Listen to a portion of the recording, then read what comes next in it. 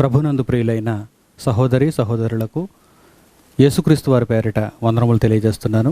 పరలోక రాజ్యపు ఉపమానములను గూర్చి మనం నేర్చుకుంటున్నాం. ఈ శీర్షికలో యేసుక్రీస్తు వారు చెప్పిన ఒకానొక ఉపమానమైన విత్తువాడు, విత్తనములు, వాటి ఫలమును, దీనిని గురించి మనం ఆలోచన చేస్తున్నాం.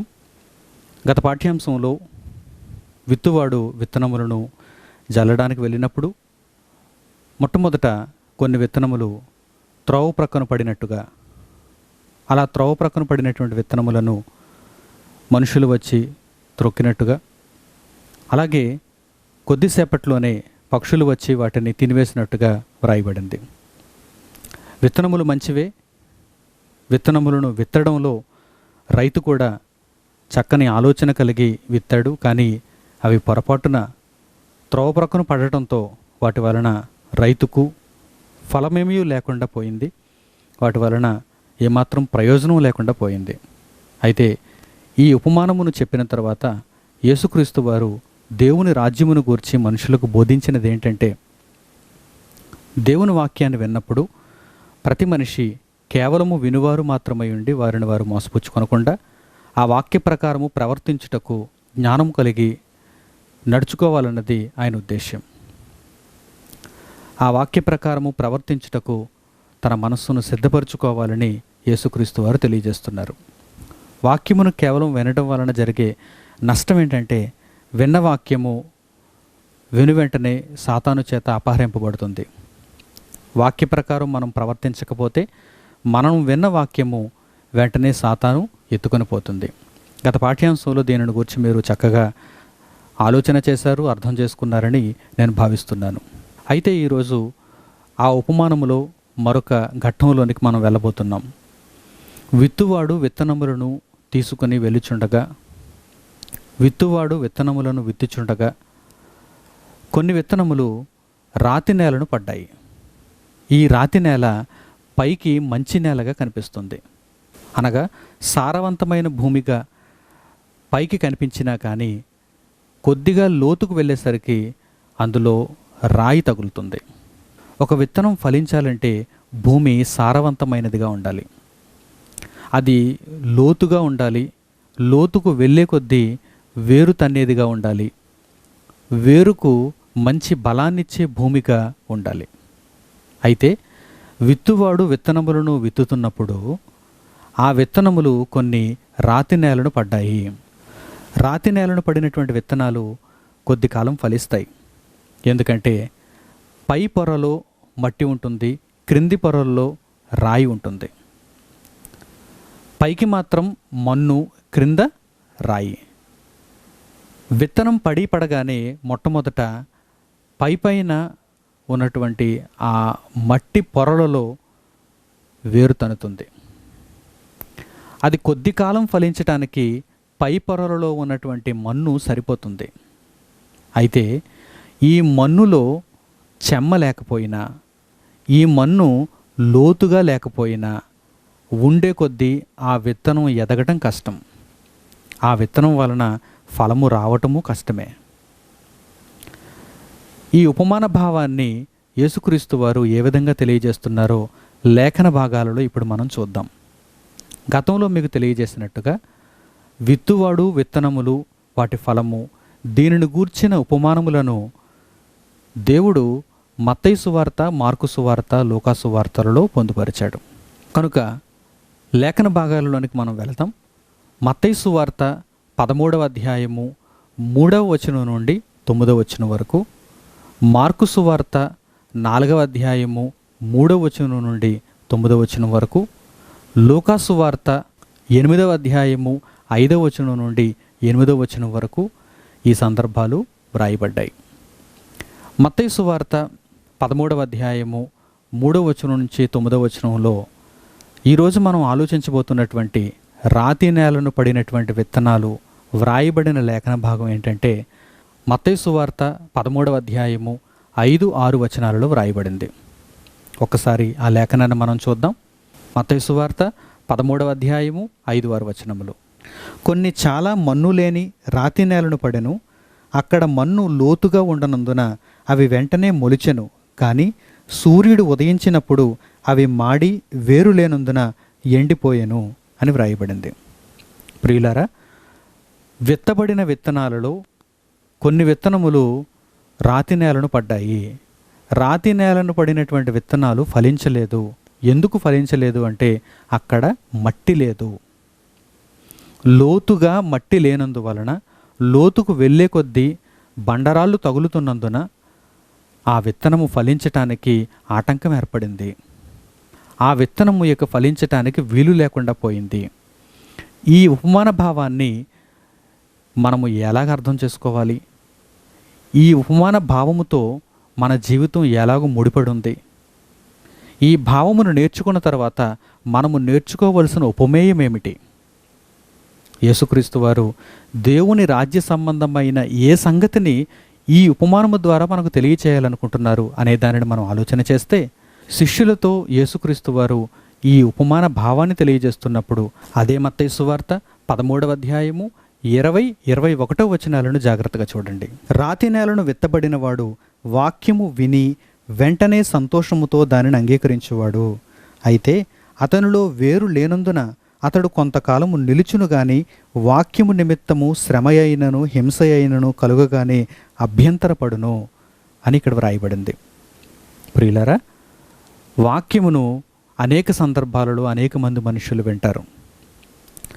విన్నవారిలో చాలామంది మనుషులు వాక్యము నచ్చి వాక్యములో ఉన్న సత్యమును గ్రహించిన వారై వెంటనే వాక్య ప్రకారము ప్రవర్తించటానికి ఆశపడతారు. వాక్య ప్రకారమైన జీవితమును ప్రారంభించటానికి వెంటనే నిర్ణయం తీసుకుంటారు. కానీ ఈ జీవితం ఎంతకాలం నిలబడింది? వాక్య ప్రకారము ప్రవర్తించాలన్న ఆలోచన ఎంతకాలం ఒక మనిషిలో నిలబడింది? దీనిని యేసుక్రీస్తు వారు ఉపమాన భావంతో ప్రశ్నిస్తున్నారు. చాలా సందర్భాలలో బాప్తిస్మమును తీసుకున్న తర్వాత అనేక మంది మనుష్యులు మేము దేవుని కొరకు నిర్దోషముగా, పవిత్రముగా, పరిశుద్ధముగా బ్రతకలేము అని మరలా పాపపు జీవితాలలోనికి వెళ్ళిపోతున్నారు. దేవుని కొరకు ఒక మంచి సందర్భంలో ఒక మంచి నిర్ణయాన్ని తీసుకున్న తర్వాత మరల ఒక బలహీనమైన సమయంలో, మరల ఒక శోధన కాలంలో దేవునిని విడిచిపెట్టిన వారై మరలా లోకం వైపు చూస్తున్నారు. మరలా లోకం వైపు అడుగులు వేస్తున్నారు. నా ప్రియ సహోదరి సోదరులారా, మీరు ఈ వాక్య భాగమును జాగ్రత్తగా ఆలోచన చేయగలిగితే వాక్యమును వినడం చాలా సులువు, విన్న వాక్యమును అంగీకరించడం కూడా సులువే. కానీ అంగీకరించిన వాక్యమును మనలో సుదీర్ఘకాలం పాటు స్థిరపరుచుకోవటం చాలా కష్టమని మీరు భావించాలి. కష్టం అనగానే అసాధ్యమని మాత్రం అనుకోకండి. ఫలించటానికి కష్టం అవసరం అవుతుంది. కానీ కష్టంతో కూడిన ఫలితం చివరకు గొప్ప బహుమానాన్ని తెచ్చిపెడుతుంది. యేసుక్రీస్తు వారు దేవుని కొరకైన బ్రతుకును ఎంత చక్కగా వివరిస్తున్నారో చూడండి. మనకు తెలిసినటువంటి కొన్ని విషయాలను మనకు పరిచయం చేస్తూ, విత్తువాడు, విత్తనములు, ఆ విత్తనములు ఎక్కడ పడ్డాయి? అవి రాతి నేలను పడి మన్ను లేని ప్రాంతంలో ఒకవేళ అవి విత్తబడితే వాటి యొక్క వైభవం ఎలా ఉంటుంది? ప్రారంభంలో చాలా గొప్పగా ఉంటుంది. కానీ కొద్ది కాలం అయ్యేసరికి సూర్యుడు ఉదయించి ఎండ వేడిమి వాటికి తగలగానే వేరు తన్నుతున్నప్పుడు చెమ్మ లేక అవి వెంటనే ఎండిపోయే పరిస్థితి ఏర్పడుతుంది. వాటి వలన ఏమాత్రము ఫలము రాదు. అవి కొద్ది కాలానికి మాడి పెంట కుప్పలోనికి వెళ్ళిపోతాయి. అవి కొంతకాలానికి వ్యర్థ పదార్థాలుగా పరిగణింపబడతాయి. ప్రియులారా, ఇదే విత్తనం ఒకవేళ మంచి నేలను పడితే 30 60 100 ఫలించి ఉండును కదా. కానీ ఆ విత్తనం ఎక్కడ పడింది? రాతి నేలను పడింది. మన్ను లేని రాతి నేలను పడటం వలన ప్రారంభంలో మంచిగా ఫలిస్తుంది అనుకున్నటువంటి పరిస్థితి కనిపించినా కానీ కొద్ది కాలం అయ్యేసరికి క్రింద రాతి నేల తగలగానే దానిలో ఫలము కనిపించడం లేదు. అది సూర్యుని వేడిమికి మాడి వ్యర్థ పదార్థంగా మారిపోయింది, ఫలము లేనిదిగా మారిపోయింది. దీనిని మానవ జీవితాలకు అన్వయింప చేసుకుంటే దేవుని రాజ్యమును గూర్చిన మాటలు స్వచ్ఛమైనవిగా మనకు వినిపించినప్పుడు, దేవుని సువార్త సంగతులు మన చెవిన పడినప్పుడు, దేవుని కొరకు మనము బ్రతకాలి అని ఒక మంచి నిర్ణయం మనం తీసుకుంటున్నాం. కానీ ఈ నిర్ణయం ఎంతకాలం ఉండాలి? సుదీర్ఘకాలం ఉండాలి. భూమి మీద మనం బ్రతికినంత కాలము ఆ నిర్ణయం మనతో పాటు ఉండాలి. స్థిరమైన బుద్ధి, స్థిరమైన విశ్వాసము మనలో ఉండాలి. దేవుని గూర్చిన ఆలోచన, దేవుని యందలి విశ్వాసము, దేవుని మీద ప్రేమ ఒక్కరోజు, 2 రోజులు, 4 రోజులు, వారం రోజులు, నెల రోజులు, సంవత్సరంతో పోయేది కాదు. దేవుని కొరకు బ్రతుకు అనగానే అది మన జీవితకాలం అంతా మనతో పాటు ఉండవలసింది. అందుకే ఈ ఉపమానము ద్వారా మీరు ఆలోచన చేయగలిగితే దేవుని వాక్యము మనలో స్థిరముగా ఉండాలని యేసుక్రీస్తు వారు తెలియజేస్తున్నారు. దీని భావాన్ని గురించి యేసుక్రీస్తు వారు తెలియజేస్తున్నప్పుడు మత్తయి సువార్త 13వ అధ్యాయము 20-21 వచనాలను చూస్తే, రాతి నేలను విత్తబడిన వాడు వాక్యము విని వెంటనే సంతోషముతో దానిని అంగీకరించేవాడు. అయితే అతనిలో వేరు లేనందున అతడు కొంతకాలము నిలుచును, కానీ వాక్యము నిమిత్తము శ్రమ అయినను హింస అయినను కలుగగానే అభ్యంతరపడును. అంటే రాతి నేలను పడిన విత్తనమును పోలిన వారు అనగానే అర్థం ఏంటన్నమాట? ఒక వ్యక్తి దేవుని వాక్యమును విని దానిని అంగీకరించి దాని ప్రకారము బ్రతకను ఉద్దేశించిన తర్వాత కొద్ది కాలానికి అతనికి ఏమి ఎదురవుతాయి? శోధనలు ఎదురవుతాయి, శ్రమలు ఎదురవుతాయి, కష్టములు, ఇబ్బందులు ఎదురవుతాయి. ఇవన్నీ దేనిని గూర్చిన శోధనలు, దేనిని గూర్చిన ఇబ్బందులు అనగానే వాక్యమును గూర్చిన శోధన, వాక్యమును గూర్చిన కష్టము, వాక్యమును గూర్చిన ఇబ్బంది అని యేసుక్రీస్తు వారు ఇక్కడ తెలియజేస్తున్నారు. లూకాసు వార్త 8వ అధ్యాయం 13వ వచనంలో మీరు చూచినప్పుడు, రాతి నేల నుండి వారెవరనగా వినునప్పుడు వాక్యమును సంతోషముగా అంగీకరించువారు, కానీ వారికి వేరు లేనందున కొంచెము కాలము నమ్మి శోధన కాలమున తొలగిపోవుదురు. ప్రియులారా, క్రైస్తవ జీవితంలో ఎన్ని ఘట్టాలు మనకు ఎదురవుతున్నాయో చూడండి. మొదటి ఘట్టంలో అసలు వాక్యాన్ని విని ప్రవర్తించకుండా ఉంటే సాతాను వచ్చి వాక్యమును ఎత్తుకుపోతున్నాడు. రెండవ ఘట్టంలో వాక్యమును విని దానిని అవలంబిద్దాము అనుకుంటే మనలో చాలా స్థిరత్వం కావాలి. దానిని అవలంబించటానికి మనము నిర్ణయించుకుంటే గనుక దానిని కడ వరకు కొనసాగించాలి. వాక్యమును అంగీకరించిన తర్వాత వాక్య సంబంధమైన శ్రమలు, ఇబ్బందులు కలుగుతాయి. వాక్యమును మనము అంగీకరించిన తర్వాత శోధన కాలము ఎదురవుతుంది. ఇది ప్రతి మనిషికి ఎదురవుతుంది. దైవకుమారుడైన యేసుక్రీస్తు వారు మొదలుకొని ఈ భూమి మీద పుట్టిన ప్రతి మనిషి దేవుని రాజ్యమును పొందాలి అనుకుంటే కనుక దేవుని వాక్యమును విన్న తరువాత దానిని అంగీకరించి అవలంబించాలి అనుకుంటే ఖచ్చితంగా శోధన అనే ఘట్టంలో అడుగు పెట్టాలి. ఆ శోధన ద్వారా తన జీవితమును ముందుకు కొనసాగించుకోవాలి. ఆ శోధనను జయించి సువర్ణము వలె దేవుని దృష్టికి కనిపించాలి. శోధన కాలమున బలవంతులుగా ఉండాలని యేసుక్రీస్తు వారు ముందుగా ఈ రహస్యాన్ని ఉపమానము ద్వారా మనకు తెలియజేస్తున్నారు. వాక్యము నిమిత్తము ఎల్లకాలములు యందు మనము సంతోష సౌభాగ్యాలతో ఉంటామా?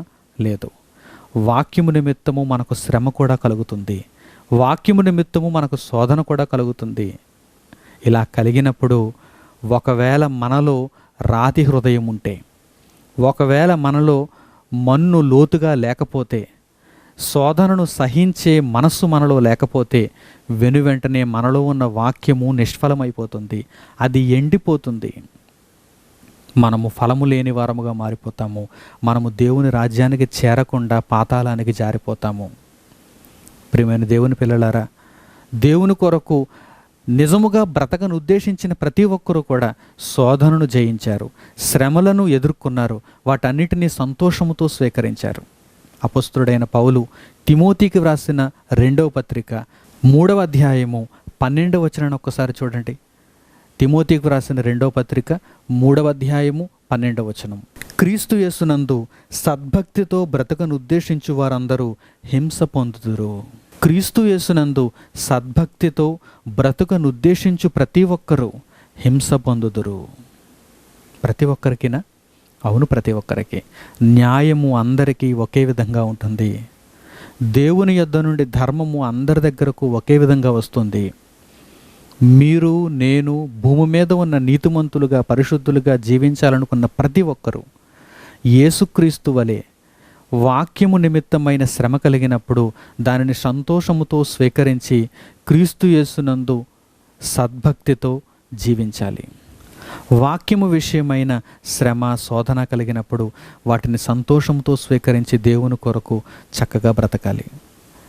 క్రీస్తు యేసునందు సద్భక్తితో బ్రతకను ఉద్దేశించి వారందరూ కూడా హింస పొందుదురు.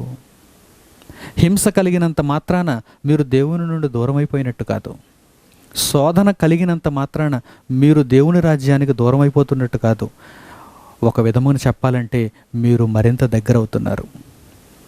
శోధనను సహిస్తున్నప్పుడు, శ్రమను ఎదుర్కొంటున్నప్పుడు, ఆ శ్రమను మీరు భరిస్తున్నప్పుడు దేవుని రాజ్యమునకు మరింతగా మీరు దగ్గరైపోతున్నారు. ఒకవేళ శోధన కలిగినప్పుడు యేసుక్రీస్తును నమ్ముకుంటే నాకు సుఖము కలుగుతుందనుకున్నాను, యేసుక్రీస్తును నమ్ముకుంటే నాకు దీవెన కలుగుతుందనుకున్నాను, యేసుక్రీస్తును నమ్ముకుంటే నా కష్టములన్నీ లోక సంబంధంగా తీరిపోతాయి అనుకున్నాను, కానీ ఇదేంటి ఈ శోధన, ఇదేంటి ఈ శ్రమ, ఇదేంటి ఈ కష్టం అని ఒకవేళ అనుకొని దేవుని వాక్యము యందు మీరు నిరాశ కలిగి దేవుని వాక్యమును విడిచిపెట్టి వెనకడుగు వేస్తే కనుక మీరు ఏ కోవకు సంబంధించిన వారో తెలుసా? రాతి నేలను పడిన విత్తనములకు సంబంధించిన వారు. మీలో ఏమాత్రం ఫలం ఉండదు. అలాగని భూమి మీద మీరు సుఖం పొందలేరు, అలాగని పరలోకములో నిత్యజీవమును మీరు పొందలేరు. ఈరోజు నిజానికి మీరు నన్ను అడిగితే భూమి మీద ఎవరు సుఖపడుతున్నారు చెప్పండి? ఒక ధనవంతుడు సుఖపడుతున్నాడా? ఒక అధికారం కలిగిన వాడు సుఖపడుతున్నాడా? ఒక అందచందాలు కలిగిన వాడు సుఖపడుతున్నాడా? బలము కలిగిన వాడు, కండలు తిరిగిన వాడు సుఖపడుతున్నాడా? ఎవరు సుఖపడుతున్నారు చెప్పండి? లోకమందు ప్రతి ఒక్కరూ ఆయాసపడుతూ బ్రతుకుతున్నారు. లోకమందు ప్రతి ఒక్కరూ రోగములతో, వ్యాధులతో బ్రతుకుతున్నారు. అయితే దేవుని వాక్యమును కలిగిన వారు, దేవుని వాక్యమును విని దానిని అంగీకరించి ఓపికతో ఫలించాలనే ఆలోచన కలిగిన వారు ఈ భూమి మీద దేవుని కొరకు చక్కగా బ్రతికే అవకాశం దేవుడు కల్పించాడు. వారికి మాత్రమే ప్రభువునందు కలిగే సంతోషాన్ని దేవుడు అనుగ్రహిస్తున్నాడు. వారు మాత్రమే ఈ భూమి మీద ఉన్న మిగిలిన మనుషులందరికంటే అత్యంత సంతోషముతో జీవించగలిగిన అవకాశం ఈరోజు మనకు కనిపిస్తుంది. కనుక ప్రియమైన దేవుని పిల్లలారా, దేవుని కొరకు బ్రతకాలనే మంచి నిర్ణయం మీరు తీసుకున్న తర్వాత వాక్యమును విని దానిని అంగీకరించి ఎన్ని శోధనలు, ఇబ్బందులు, కష్టాలు ఎదురైనా కానీ దేవుని కొరకు నిలబడేవారుగా మీరు ఉండాలి. ఒకనాడు తీసుకున్న నిర్ణయం కొద్ది కాలంలోనే మాసిపోయేదిగా ఉండకూడదు. మీరు ఆరంభ శూరత్వం కలిగి కొద్ది కాలానికి చేతకాని వారుగా మారిపోకూడదు. దేవుని కొరకు బలముగా నిలబడి దేవుని ఇష్టాన్ని చివరి వరకు నెరవేర్చే పిల్లలుగా మీరు కనిపించాలి. పేతురు రాసిన మొదటి పత్రిక 4వ అధ్యాయము 12వ వచనం నుండి దేవుని కొరకు బ్రతికే వారికి కలిగే ఇబ్బందులు, శ్రమలు, శోధనను గూర్చి చాలా చక్కగా ఆయన పరిశుద్ధాత్మ ప్రేరణ వలన వ్రాశాడు. ఆ వాక్య భాగాన్ని ఒక్కసారి మనం చూద్దాం. పేతురు రాసిన మొదటి పత్రిక 4వ అధ్యాయము 12వ వచనం నుండి 14వ వచనం వరకు. ప్రియులారా, మిమ్మును శోధించుటకు మీకు కలుగుచున్న అగ్ని వంటి మహాశ్రమను గూర్చి మీకేదో ఒక వింత సంభవించినట్లు ఆశ్చర్యపడకుడి. దేవుని కొరకు బ్రతకాలని నిర్ణయించుకున్నప్పుడు, దేవుని వాక్య నిమిత్తమైన శ్రమ మనకు కలిగినప్పుడు దానిని ఏదో ఒక వింత అనుకోకండి, అది యథావిధిగా జరిగేదే అంటున్నాడు. చాలామందికి ఈ పొరపాటు ఉంది కదా. యేసుక్రీస్తుని నమ్ముకుంటే ఉద్యోగం వస్తుందని, యేసుక్రీస్తుని నమ్ముకుంటే ఉద్యోగంలో ప్రమోషన్ వస్తుందని, యేసుక్రీస్తుని నమ్ముకుంటే పెళ్ళి అవుతుందని, యేసుక్రీస్తుని నమ్ముకుంటే పిల్లలు పుడతారని, యేసుక్రీస్తుని నమ్ముకుంటే ఇల్లు కట్టుకుంటామని, యేసుక్రీస్తుని నమ్ముకుంటే ఏదో విధంగా శరీర సంబంధమైన బ్రతుకులో కొద్దిగా సుఖిస్తామని, ఆనందపడతామని అనుకుంటున్నారా? యేసుక్రీస్తునందు మీరందరూ సంతోషంగా ఉండాలని తండ్రి అయిన దేవుడు, ఆయన కుమారుడైన క్రీస్తు, ఆయన కుమారుడైన ఆత్మ, దేవుని పిల్లలుగా నీతిమంతులు అందరూ కోరుకుంటున్నారు. కానీ దేవుని కొరకైన బ్రతుకులో ఒక ఘట్టం ఉంది. ఈ ఘట్టం ఏంటి? శోధన అనే ఘట్టం, శ్రమ అనే ఘట్టం. మనమందరము శోధింపబడాలని, మనమందరము శ్రమల ద్వారా పరలోక రాజ్యానికి అర్హులుగా ఎంచబడాలని పరలోకమందున్న తండ్రి ఒక తీర్మానం చేశాడు. ప్రియులారా, నిజంగా ఈ బోధన మీరు అంగీకరించగలిగితే, మీరు సత్యవాక్యమును విని దాని ప్రకారం బ్రతకను ఉద్దేశించువారైతే ప్రతి శోధనకు నిలిచేవారుగా మీరు ఉండాలి. శోధనకు మీరు నిలుచుచున్నప్పుడు మీరు ప్రభువుకు మరింత దగ్గరవుతున్నారని మీరు భావించాలి. ఇదేదో ఒక వింత అనుకుని మీరు అనుకోకండి. ఇదేదో ఒక వింత అని మీరు అనుకోకండి. ఎందుకంటే ఇది ప్రతి ఒక్కరికి సంభవించేదే. అది పేతురుకు సంభవిస్తుంది, అది పౌలుకు సంభవిస్తుంది, అది యాకోబుకు సంభవిస్తుంది, అది యోహానుకు సంభవిస్తుంది, అది నాకు సంభవిస్తుంది, అది మీకు సంభవిస్తుంది. దేవుని కొరకు మనము బ్రతకాలని నిర్ణయించుకున్నప్పుడు శోధన అనే ఘట్టంలో నుండి మనం తప్పకుండా వెళ్ళాలి. ఆ శోధనను మనము జయించి తీరాలి. దేవుడు మనకు నిర్ణయించిన కాలమంతా ఆ శోధనలో దేవునిని మనము గెలిపించేవారముగా ఉండాలి. మనము రాతి నేలను పడిన విత్తనముల వలె ఉండకూడదు. మనము ఫలించేవారముగా ఉండాలి. ఎన్ని కష్టములు ఇబ్బందులు ఎదురైనా కానీ మన వలన దేవునికి ఫలము ఇచ్చేవారముగా మనం ఉండాలే తప్ప చేతకాని వారమై దేవుని వాక్యాన్ని ఆర్పివేసి వెనుతిరిగి లోకములో కలిసిపోయేవారముగా ఎంత మాత్రము మనం ఉండకూడదు. పేతురు రాసిన మాటలను ఇంకా మీరు క్రిందికి ఆలోచన చేయగలిగితే జాగ్రత్తగా చూడండి. క్రీస్తు మహిమ బయలుపరచబడినప్పుడు మీరు మహా ఆనందముతో సంతోషించు నిమిత్తము క్రీస్తు శ్రమలలో మీరు పాలివారై ఉన్నంతగా సంతోషించుడి. మీకు అనుగ్రహింపబడుచున్న ఈ శ్రమలన్నీ ఎవరి వలన అనుగ్రహింపబడుతున్నాయి? క్రీస్తు వలన. ఆయన శ్రమలలో మీరు కూడా పాలివారు అవుతున్నారు. ఆయన కూడా శ్రమలలో నుండే వెళ్ళి విజయమును సంపాదించాడు. మీరు కూడా క్రీస్తు వలె దేవుని వాక్యము నిమిత్తమైనటువంటి శ్రమలను అనుభవించి ఆయన శ్రమలలో పాలివారైనంతగా మీరు సంతోషించండి. క్రీస్తు శ్రమలలో పాలివారము కావటం అంటే అది ఎంత గొప్ప విషయమో తెలుసా? క్రీస్తు ప్రస్తుతానికి ముల్లోకాలకు అధిపతి. క్రీస్తు మరణమును జయించినవాడు, పునరుత్థానుడై తండ్రి అయిన దేవుని కుడిపార్శ్వమందు ఆసీనుడైనవాడు. తన ద్వారా ఎవరినైనా పరలోకానికి తీసుకుని వెళ్ళగలిగినటువంటి అధికారము ఆయన చేతుల్లో ఈరోజు మనకు కనిపిస్తుంది. అంతటి క్రీస్తు పడిన శ్రమలలో మనకు కూడా భాగము దొరుకుతుందంటే అది ఎంత గొప్ప భాగ్యం చెప్పండి. క్రీస్తు పడిన పాటలలో మనము కూడా పాలివారము కావాలి. క్రీస్తు శ్రమలలో మనము కూడా పాలిపంపులు కలిగి ఉండాలి. అంతటి మహాభాగ్యముగా మనం దానిని ఎంచుకుంటే దానికి భయపడి వెనక్కి పారిపోతామా?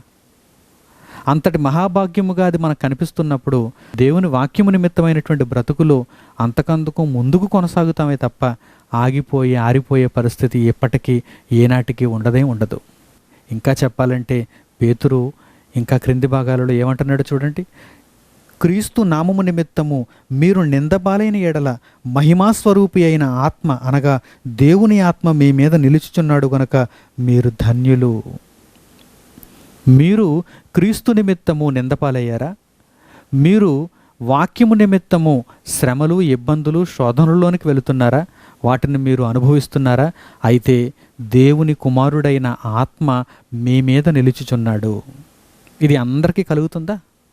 ఇది అందరికీ దొరికే భాగ్యమా? కాదు. కనుక దేవుని కొరకైనటువంటి బ్రతుకులో వాక్యమును విన్న తరువాత దానిని అంగీకరించి అవలంబిస్తున్నప్పుడు శోధన కలగగానే ఎంత ఆనందంగా అబ్బురపడి దానిని స్వీకరించాలో మీరు ఆలోచన చేయండి. ఆ సందర్భంలో తండ్రి అయిన దేవుని ఆత్మ మన మీద నిలుచుచున్నాడు. దేవునికి ఎంత సంతోషం. యేసుక్రీస్తు శోధింపబడటానికి ముందు ఆయన బాప్తిస్మమును తీసుకొని నీళ్లలో నుండి ఒడ్డునకు రాగానే ఆత్మ ఆయన మీద నిలిచినప్పుడు పరలోకంలో నుండి ఒక శబ్దం వెలువడింది. తండ్రి అయిన దేవుడు తన నోరారా ఏమంటున్నాడు? ఈయన నా ప్రియకుమారుడు, ఈయన యందు నేను ఆనందించుచున్నాను.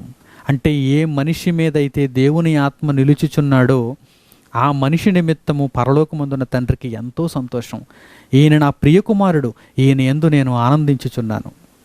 మన నిమిత్తము పరలోకమందున్న కన్న తండ్రి, సర్వ మానవుల ఆత్మలకు దేవుడైన తండ్రి, ఈయన నా ప్రియకుమారుడు, ఈయన యందు నేను ఆనందించుచున్నాను అని చెప్పగలిగితే అంతకంటే ప్రపంచంలో మనం సాధించేదేముంది చెప్పండి. యేసుక్రీస్తు వారు చెప్పిన ఉపమాన భావంలో ఆంతర్యమును గ్రహించిన వారై దేవుని వాక్యము నిమిత్తమైన శ్రమ, శోధన అనగానే దానిని అనుభవించటానికే నేను నిర్ణయింపబడ్డాననేటువంటి ఆలోచన మీరు కలిగి ఉంటే కనుక తప్పనిసరిగా దేవుని రాజ్యమునకు మీరు చేరువవుతారు. పరలోక రాజ్యమును స్వతంత్రించుకునే అర్హత మీకు లభిస్తుంది. ఒకవేళ వాక్యము నిమిత్తమైన శ్రమ మీకు కలగగానే మీరు వెనుతిరిగి వెళ్ళిపోతే, శోధన కాలమును మీరు ఓడిపోతే మీలో ఫలము దొరకదు, మీ వలన ఎవ్వరికీ ప్రయోజనం ఉండదు. మిమ్మును మీరు నశింపజేసుకుంటారు, పాతాళానికి మీరు జారిపోతారు. అటువంటి వారుగా ఉండకూడదని యేసుక్రీస్తు వారు ముందుగా ఈ రహస్యాన్ని మనకు వివరించి తెలియజేశారు, గ్రంథస్థం చేయించారు. కనుక మన క్రైస్తవ జీవితం ఆరంభ శూరత్వంగా ఉండకుండా దాని ముగింపు కూడా ఎంతో గొప్పదిగా ఉండాలంటే రాతి నేలను పడిన విత్తనముగా కాకుండా దున్నబడిన సారవంతమైన మంచి నేలను పడినటువంటి విత్తనము ఏ విధంగా ఫలిస్తుందో ఆ విధంగా మన జీవితాలను మనము మలచుకోవాలి. స్వచ్ఛమైన దేవుని వాక్యం వినాలి. కేవలము వినువారు మాత్రమై ఉంటే త్రోవ ప్రక్కన పడినటువంటి విత్తనాల వలె మనం మారిపోతాము. సాతాను వచ్చి ఆ వాక్యమును ఎత్తుకొని పోతాడు. వాక్యమును విని సంతోషించి భలే ఉంది ఈ వాక్య ప్రకారం నేను జీవిస్తానని మొట్టమొదటి రోజు నిర్ణయం తీసుకున్న తర్వాత కొన్ని రోజులలోనే శోధన, ఇబ్బంది, కష్టం ఎదురైనప్పుడు ఈ వాక్యము నిమిత్తమైనటువంటి శ్రమ ఇంత ఘోరంగా ఉంటుందా, ఈ వాక్యము నిమిత్తమైనటువంటి శోధన ఇంత భయంకరంగా ఉంటుందా, కనుక నేను దీనికి తట్టుకోలేను, నేను వెనుదిరిగి వెళ్ళిపోతాను, లోక సంబంధమైన జీవితమే, బ్రతుకే నాకు చక్కగా ఉంది, అదే నాకు ఆనందకరంగా ఉంది అనుకుంటే కనుక రాతి నేలను పడినటువంటి విత్తనంగా మీరు కనిపిస్తున్నారు. అట్టివారుగా మీరు ఉండకూడదు. వాక్యమును వినాలి. విన్న వాక్యము ప్రకారం మీరు ప్రవర్తించాలి. ఈ ప్రవర్తన మీ జీవితకాలం అంతా ఉండాలి. ఆ తర్వాత ఈ ప్రక్రియలో ఆయన 3వ భాగాన్ని తెలియజేస్తున్నాడు. విత్తువాడు విత్తనములను జల్లుతున్నప్పుడు ఆ విత్తనములలో కొన్ని త్రోవ ప్రక్కన పడితే, కొన్ని రాతి నేలను పడితే, మరికొన్ని ముండ్ల పొదలలో పడ్డాయి. ఈ ముండ్ల పొదలలో పడినటువంటి విత్తనములు, వీటిని గూర్చినటువంటి భావము వచ్చే వారం తరువాయి భాగంలో మనం నేర్చుకుందాం. కనుక ప్రతి ఒక్కరూ తగిన నిర్ణయం తీసుకొని ఈ మాటలను మీరు సుస్థిరం చేసుకుని అనేక మందికి ఈ కార్యక్రమం పరిచయం చేసి సర్వలోకానికి సువార్తలో మీరు కూడా పాలిభాగస్తులు కావాలని ప్రభు పేరిట మీ అందరికీ విజ్ఞాపన చేస్తున్నాను. తలలు వంచి కండ్లు మూసుకొని ప్రార్థనలో ఏకీభవించండి. పరలోకమందున్న మా కన్న తండ్రి, మీ ఉన్నతమైన ప్రేమకు, మీ ప్రణాళికకు మా హృదయపూర్వకమైన ధన్యవాదములు మీకు తెలియజేస్తున్నాము. తండ్రి, దేవుని రాజ్యమును గూర్చి మీ కుమారుడైన యేసుక్రీస్తు ఉపమానము ద్వారా వివరిస్తూ విత్తువాడు, విత్తనములు, వాటి యొక్క ఫలమును గూర్చి తెలియజేసినప్పుడు వాటన్నిటిని మేము నిత్యకాలము భద్రపరుచుకొని వాటి ప్రకారము జీవించగలుగుటకు మాకు సహాయం చేయమని మిమ్మల్ని వేడుకుంటున్నాం. మరొక పాఠ్యభాగంలో మరిన్ని గొప్ప సంగతులు మీ వలన వినటానికి మాకు సహాయమును అనుగ్రహించమని మిమ్మల్ని కోరుకుంటూ తండ్రి, ప్రార్థించమని మమ్మల్ని కోరినటువంటి మీ పిల్లలందరికీ వారి యొక్క కోరికను బట్టి, మీ చిత్తమును బట్టి సమయోచితమైన సహాయమును వారికి దయచేయమని మిమ్మల్ని అడుగుతూ మా ప్రార్థనా విన్నపములను మీ కుమారుడైన యేసుక్రీస్తు వారి నామము ద్వారా మేము అడుగుచున్నాము తండ్రి. ఆమెన్. మన తండ్రి అయిన దేవుని ప్రేమ, ఆయన కుమారుడైన యేసుక్రీస్తు వారి కృప, పరిశుద్ధాత్మ దేవుని యొక్క అన్యోన్య సహవాసం మనందరికీ సదాకాలము తోడై నడిపించునుగాక. ఆమెన్. అందరికి వందనములు. సెలవు. సర్వలోకానికి సువార్త అనే ఈ కార్యక్రమమునకు కొనసాగింపును వచ్చే వారం ఇదే ఛానల్లో ఇదే సమయానికి తప్పకుండా వీక్షించండి. మా టీవీ కార్యక్రమం ఆరాధన ఛానల్లో ప్రతి సోమవారం ఉదయం 7:30 గంటలకు ప్రసారమవుతుంది. ఈ కార్యక్రమమును అనేక మందికి పరిచయం చేయగలరని ఆశిస్తున్నాము. ప్రభువైన యేసుక్రీస్తు పేరిట మీకు శుభములు.